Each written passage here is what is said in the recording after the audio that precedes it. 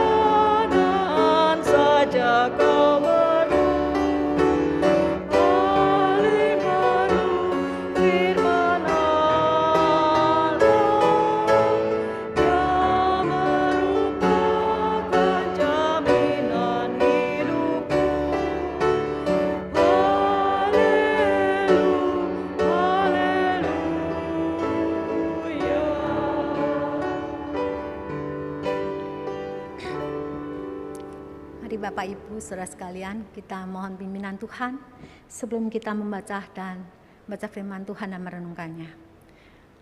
Segala puji, hormat, kemuliaan bagi nama-Mu yang kudus ya Bapa, Allah kami yang agung dan mulia.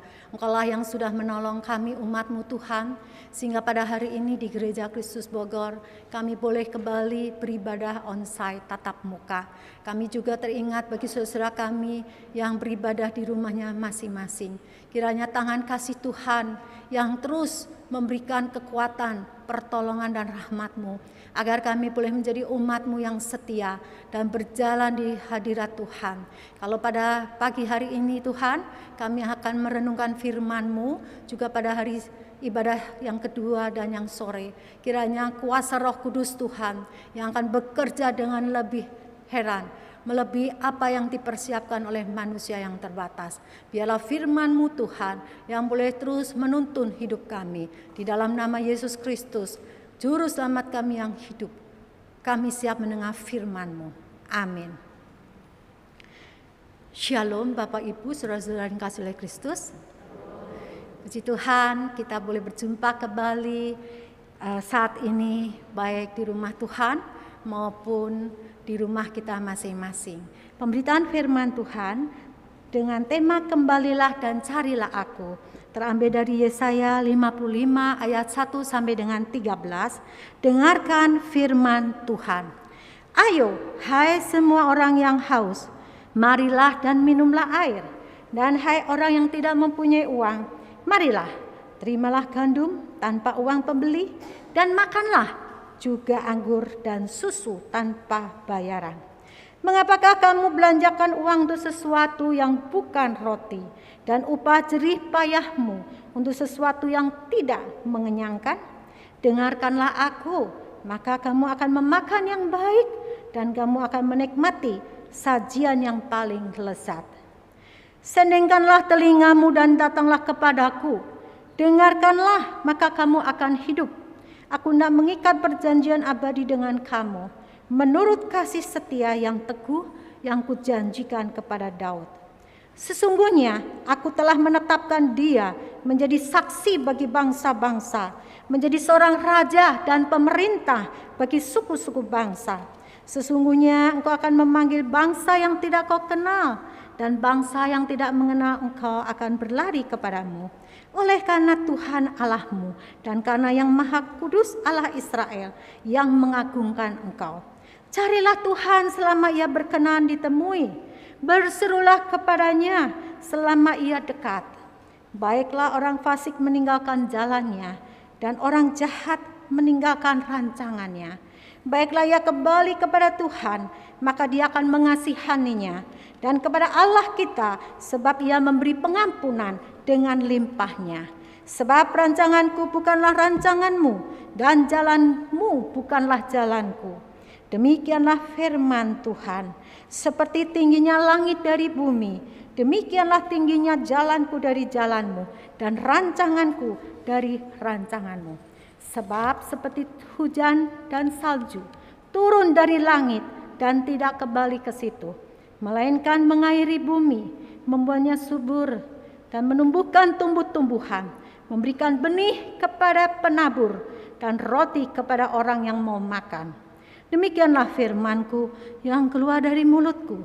Ia tidak akan kembali kepadaku dengan sia-sia, tetapi ia akan melaksanakan apa yang kukehendaki dan akan berhasil dalam apa yang kusuruhkan kepadanya. Sungguh kamu akan berangkat dengan sukacita dan akan dihantarkan dengan damai. Gunung-gunung serta bukit-bukit akan bergembira dan bersorak-sorai di depanmu. Dan segala pohon-pohonan di padang akan bertepuk tangan. Sebagai ganti semak duri akan tumbuh pohon sanobar, dan sebagai ganti kecubung akan tumbuh pohon murad. Dan itu akan terjadi sebagai kemasyuran bagi Tuhan, sebagai tanda abadi yang tidak akan lenyap. Berbahagialah setiap orang yang mendengarkan firman Allah dan yang memeliharanya. Firman-Mu Tuhan, nyata bagi kakiku dan terang bagi jalan. Hosiana.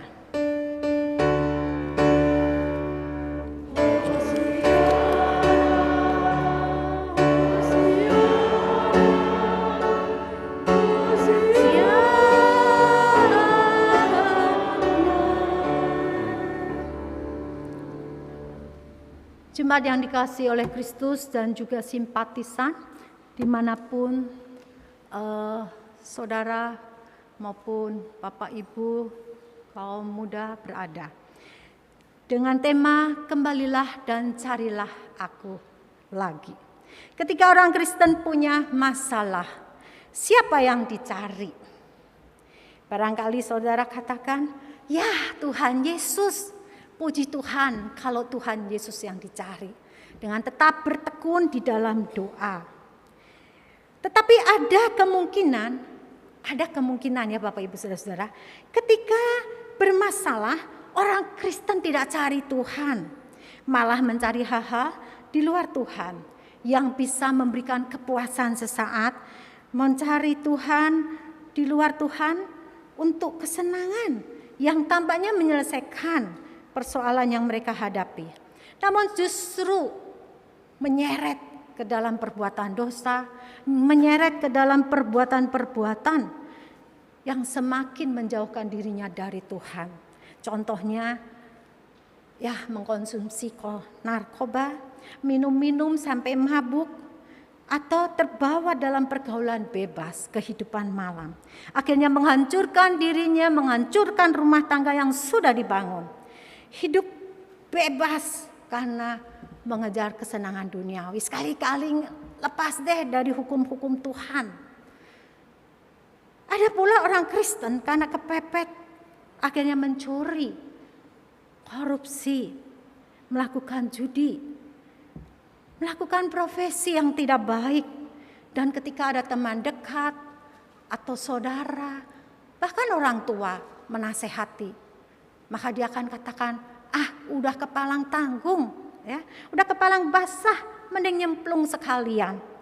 Bapak Ibu yang dikasihi oleh Tuhan, betapa keras hati seseorang untuk kembali kepada Tuhan, bertobat, hidup di dalam kebenaran. Meski manusia menutup hatinya untuk bertobat, namun Tuhan itu penuh kasih setia dan menawarkan undangannya agar manusia mau datang dan mencari Tuhan. Undangan Tuhan ini ditujukan juga kepada umat Yehuda yang disampaikan oleh Yesaya. Hayo hai semua orang yang haus, marilah dan minumlah air. Dan hai orang yang tidak mempunyai uang, marilah terimalah gandum tanpa uang pembeli dan makanlah juga anggur dan susu tanpa bayaran, gratis semuanya. Anggur, susu dan lain-lain merupakan simbol tempat yang baik dan subur sehingga penduduknya sejahtera. Undangan untuk datang kepada Tuhan ini ditawarkan dengan cuma-cuma kepada setiap orang yang haus, kepada setiap orang yang lapar dan yang tidak punya uang. Itu dapat menikmati sajian yang lezat, bukan saja air tetapi juga makanan, anggur dan susu. Undangan ini menggemakan anugerah dan kasih Allah, kasih setianya yang teguh kepada umat Israel karena perjanjian Tuhan kepada Raja Daud, di mana Tuhan berjanji tidak akan melenyapkan keturunan Daud sekalipun keturunan itu telah memberontak melawan Tuhan. Tuhan tetap mengingat janjinya, menepati janjinya. Saudaraku yang dikasihi oleh Tuhan, umat tidak hanya diundang untuk menikmati makanan jasmani saja, tetapi juga diundang untuk mendengarkan, menyendengkan telinga, mencari Tuhan dan berseru kepadanya. Artinya Tuhan mengundang untuk memberikan makanan jasmani, tetapi juga rohani yang dibutuhkan oleh umat. Mereka tidak hanya butuh makanan jasmani, mereka butuh mendengar suara Tuhan, butuh kembali bersekutu dengan Allah, supaya umat mendapatkan kehidupan.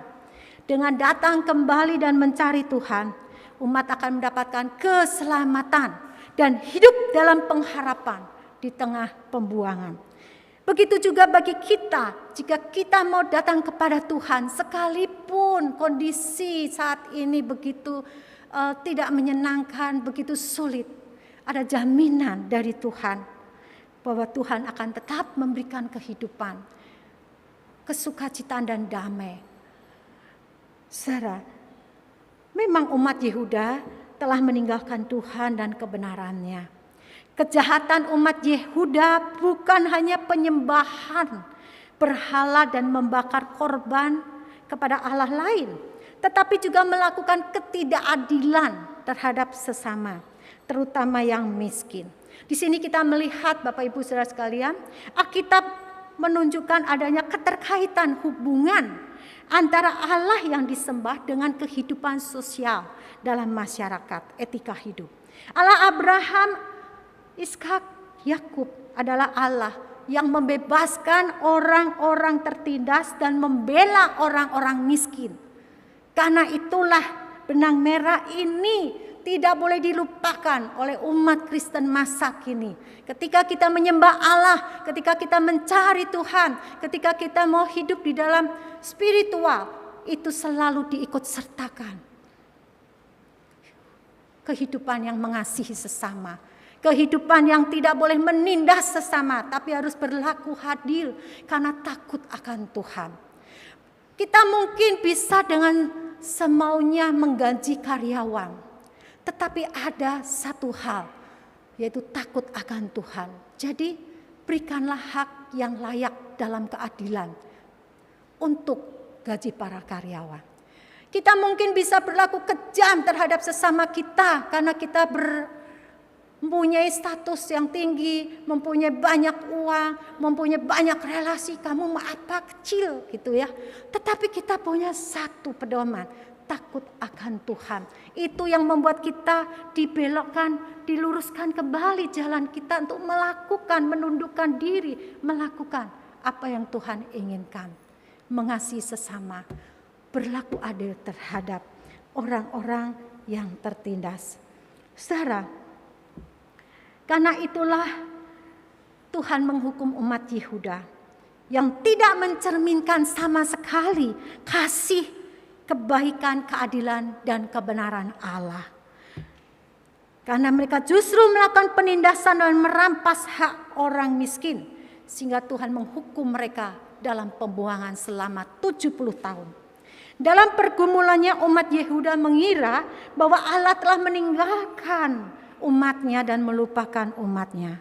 Tetapi dalam Yesaya 49 ayat 15-16 di sana dikatakan, dapatkah seorang perempuan melupakan bayinya sehingga ia tidak menyayangi anak dari kandungannya? Sekalipun ia melupakannya, aku tidak akan melupakannya. Lihat, aku telah melukiskan engkau. Di mana, Bapak Ibu? Di telapak tanganku. Aku telah melukiskan engkau di telapak tanganku. Artinya kehidupan umat Yehuda maupun kehidupan saudara dan saya. Semua dalam perhatian. Semua di dalam kasih sayang dari Tuhan. Ya, Tuhan mengingat seperti seorang ibu yang merawat anaknya. Dinding-dindingnya semua di dalam rencana Tuhan. Pembuangan mereka merupakan bagian dari rancangan Allah untuk memurnikan umat, ya, agar umat itu beriman, bertobat, dan setia kepada Tuhan. Melalui firman yang disampaikan Yesaya, Allah mau menghibur serta memberikan pengharapan dengan janji umat Yehuda akan diselamatkan dengan membawa kembali ke Yerusalem. Karena itu dikatakan di dalam ayat 11, 12, 13 ya, akan ada sukacita dan damai sejahtera. Bahkan di tempat semak duri akan tumbuh pohon sanobar. Akan ada sukacita ketika mereka akan dikembalikan pada Tuhan. Dalam rancangannya Tuhan akan memberikan keselamatan pada Yehuda dengan cuma-cuma. Tidak berdasarkan pada kesalehan umat, karena sesungguhnya umat itu sudah berdosa. Atau tidak didasarkan pada uang yang dimiliki mereka, tetapi hanya semata-mata Allah mengasihi umatnya meski mereka berdosa. Dan Raja Koresi pun ada dalam rancangan Tuhan yang akan dipakai Tuhan, digunakan Tuhan untuk membebaskan umatnya dari pembuangan di Babel. Maka umat jangan lengah. Sebaiknya umat mau menyambut kasih karunia Allah itu dan hidup dalam pertobatan selagi masih ada waktu. Carilah Tuhan selama ia masih dapat ditemui. Berserulah kepadanya selama ia dekat. Saudaraku yang dikasihi oleh Tuhan Yesus Kristus, raihlah kesempatan itu. Jangan menyanyiakan waktu yang Tuhan berikan. Biarlah kita terus mencari Tuhan, maka Tuhan akan mengasihani dan mengampuni dengan limpahnya. Pertanyaannya Bapak Ibu Saudara sekalian, apa sih bertobat? Dari hari ke hari selalu saja yang digema-gemakan untuk bertobat. Bertobat artinya kita bukan hanya kembali ke jalan yang benar, meninggalkan dosa kita, tetapi juga kita mau meletakkan diri kita di dalam rencana Allah, dalam rancangan Tuhan. Menyelaraskan pikiran, tindakan kita yang tidak sesuai dengan kehendak Tuhan. Kita sesuaikan apa yang Tuhan mau untuk aku lakukan. Ketika bertobat berarti umat hidup di dalam persekutuan dengan Tuhan dan setia secara totalitas melaksanakan firman Tuhan, mengikuti kehendak Tuhan, sehingga terjadi perubahan hidup dari hari ke hari dan tidak mengulangi kesalahan di masa yang lalu. Mencari Tuhan bukan hanya berarti kita tampak aktif melayani di gereja. Melayani di gereja atau menghafal ayat Alkitab. Tetapi mencari Tuhan itu ditunjukkan juga dengan mau memberlakukan firman Tuhan. Mau meletakkan diri kita pada rencana Tuhan. Kalau kita mau menggunakan akal kita untuk melakukan hal-hal yang tidak baik, kita tahu itu nggak baik loh. Tuhan udah bilang tetaplah jujur. Itu yang harus diikuti. Ketika kita jahat sama sesama, dia kan memang jahat sama kita harus balas. Tuhan katakan apa? Berikan pipi kirimu ketika kau ditampar, pipi kananmu. Berjalanlah jauh, ya, lebih dari yang diminta. Artinya tidak ada pembalasan. Ketika bertobat berarti umat hidup dalam pimpinan tuntunan Tuhan, meninggalkan keinginan-keinginannya sendiri. Mencari Tuhan berarti diwujudkan dengan menanamkan nilai-nilai kerajaan Allah. Menebarkan kasih, kebaikan, kebenaran, keadilan. Dan dimanapun berada, kita membawa damai sejahtera. Sehingga terjadi proses pembentukan karakter dalam kehidupan sehari. Pertobatan sudah seharusnya menghasilkan buah-buah pertobatan. Dalam perumpamaan tentang pohon ara. Di dalam Lukas 13 ayat 6-9 diceritakan bagaimana pemilik pohon ara itu ingin menebang pohon ara yang tidak berbuah. Karena sudah menunggu 3 tahun.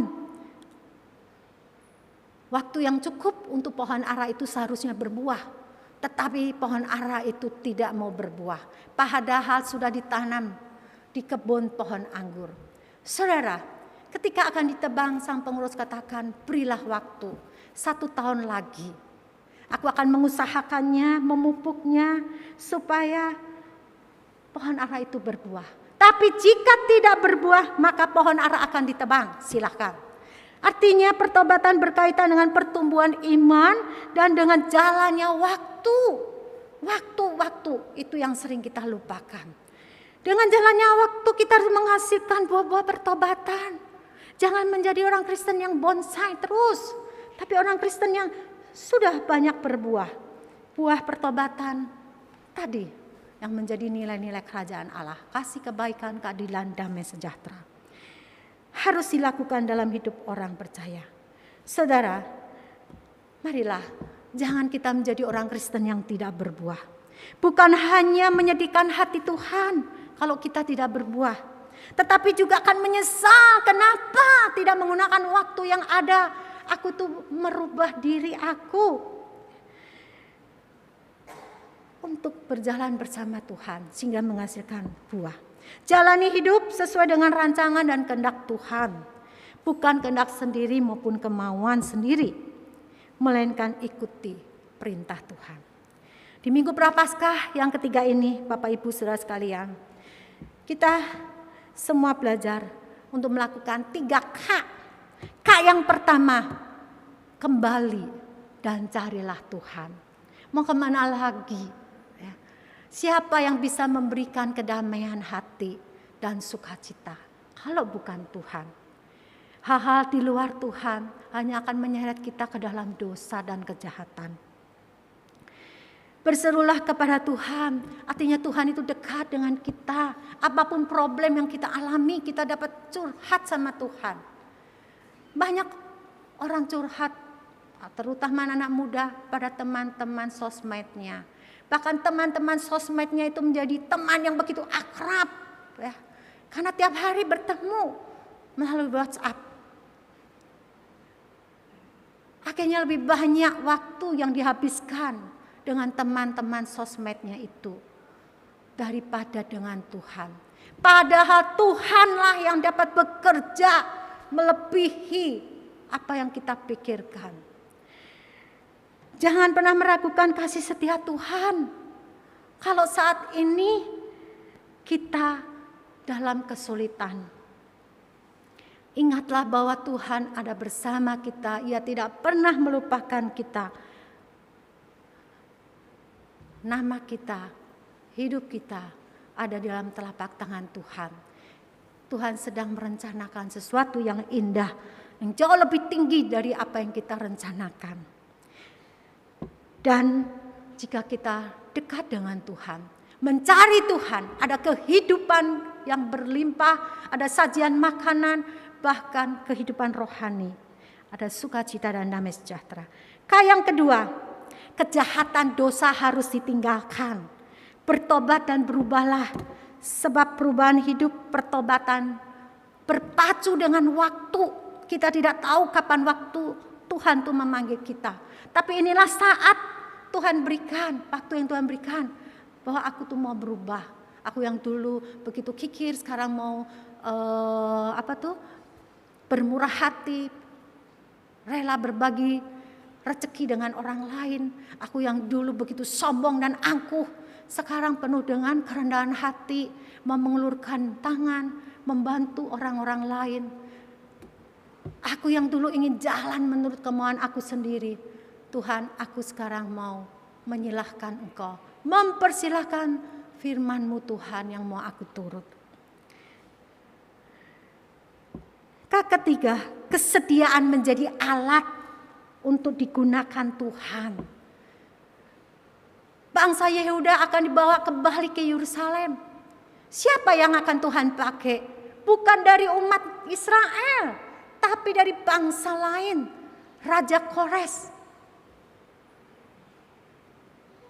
Raja Kores yang akan mencari bangsa Yehuda dan memberikan izin untuk pulang kembali ke Yerusalem, bahkan membangun bait Allah. Raja Kores mau dipakai oleh Tuhan, adalah dalam rancangannya. Begitu pula maukah kita, saudara dan saya, dipakai oleh Tuhan dalam rencananya untuk menolong orang-orang di sekitar kita.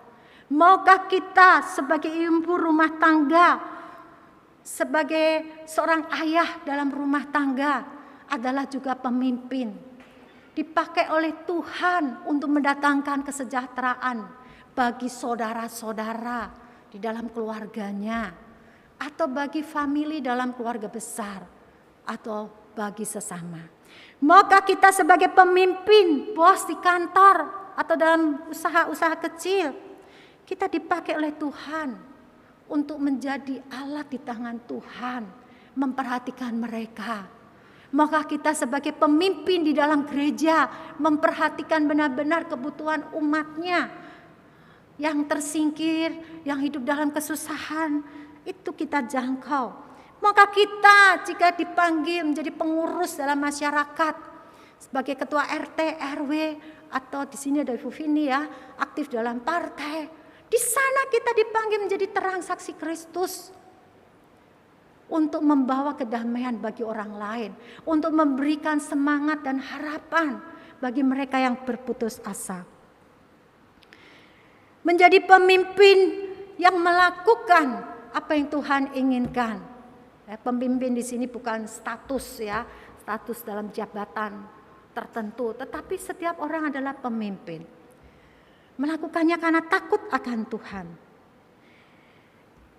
Sehingga mereka pun boleh merasakan kehidupan orang Kristen itu seperti apa sih. Oh baik ya, kasih, sukacita. Oh orang Kristen itu begitu. Ketemu dengan orang Kristen yang benar. Tapi kadang juga orang-orang di luar Kristen ketemu dengan orang Kristen yang gak benar. Yang belum hidup baru. Yang menjadi batu sandungan. Misalnya kalau pinjam uang gak balik. Di kantor malah nyikut. Itu ketemu dengan orang Kristen yang gak benar, yang belum mau berubah, bertobat. Saudaraku yang dikasihi oleh Tuhan, sudahkah pencarian akan Tuhan memberikan dampak positif bagi sesama kita? Jika belum, marilah kita mempergunakan kesempatan berharga untuk bertobat dan menyelaraskan diri dengan rancangannya. Tuhan memberkati kita semua, dan kiranya Roh Kudus menolong kita untuk bisa berubah dari hari ke hari, menjadi kemuliaan bagi nama Tuhan dan mendatangkan sukacita damai sejahtera seperti yang Tuhan inginkan dan berikan kepada kita. Amin.